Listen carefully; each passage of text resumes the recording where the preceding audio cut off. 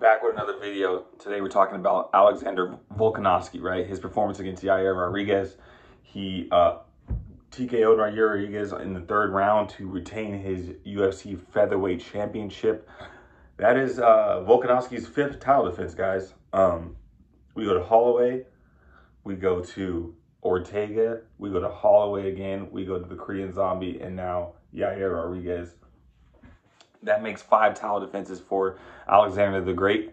And guys, he looks like he is virtually unbeatable at this point. I mean, although he went up to 155 and challenged Islam for that belt, he gave a great performance and showed that he is a tough task for people in a weight class above. And you could even argue that he beat Islam Makhachev. But I just want to focus on this fight with Yair. He went in there and stuck to the game plan, got Yair down, hit him with a heavy shot, and then dumped him on his butt and was able to get the TKO finish. Volkanovski is a real problem. I find it hard to believe that anyone in that top 5 in the featherweight division, or even top 10, is going to be able to beat him. The last chance of somebody who's really able to bring it to him, I feel like, is maybe Ilia Topuria. And Volkanovski is saying Ilia Topuria is an easy fight for him.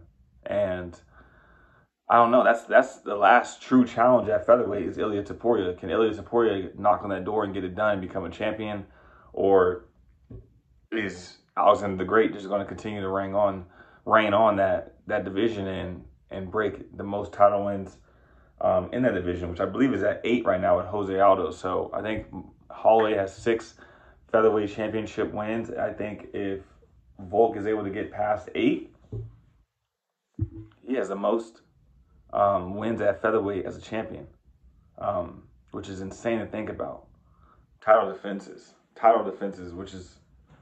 that's on a whole new level. And right now, Alexander the Great is the #1 pound-for-pound fighter in the UFC, and I do think he deserves that spot over Jon Jones for his body of work and how active he has been. Obviously, Jon Jones fights later this year against Stipe Miocic at Madison Square Garden, but I do think that in terms of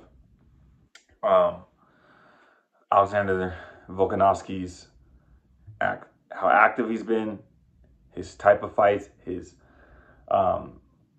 opponents that he's fought, he has not fought no walk in the parks. He fought his last 3 fights, Max Holloway, Islam Makhachev, and Yair Rodriguez. Those are all hard fights for anyone.